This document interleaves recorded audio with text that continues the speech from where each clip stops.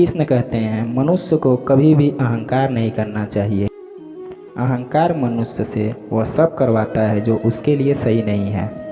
अंत में यह अहंकार ही उसके विनाश का कारण बनता है। इसलिए जीवन में जितना जल्दी हो सके अपना अहंकार त्याग देना चाहिए। सरल व्यक्ति के साथ किया गया छल आपकी बर्बादी के सारे द्वार खोल देता है। चाहे आप कितने भी बड़े शतरंज के खिलाड़ी क्यों ना ही हो, लेकिन सरल व्यक्ति के साथ किए गए छल के परिणाम आपको भुगतने ही पड़ेंगे। धरती पर कर्मों की चपेट से ना तो कोई बचा है और ना ही बचेगा। जिसने जैसा किया है उसे वैसा ही भरना होगा। आज नहीं तो कल उसके कर्म उसके सामने जरूर आएंगे। किसी का साथ ना मिलने पर कभी भी निराश नहीं होना चाहिए,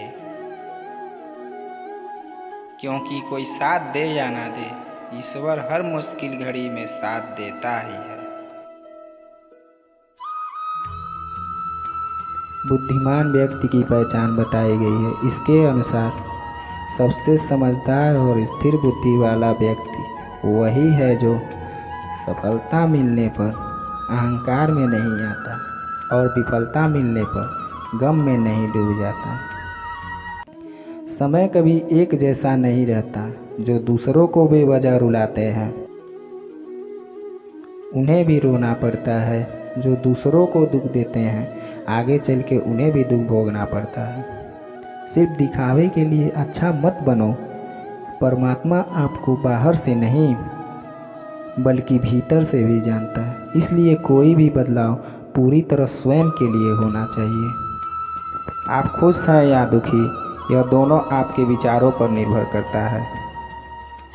अगर आप प्रसन्न रहना चाहते हैं तो आप हर हाल में प्रसन्न ही रहेंगे। अगर आप प्रसन्न रहना चाहते हैं तो आप हर हाल में भी प्रसन्न रहेंगे। अगर आपको मन में बार बार नकारात्मक विचार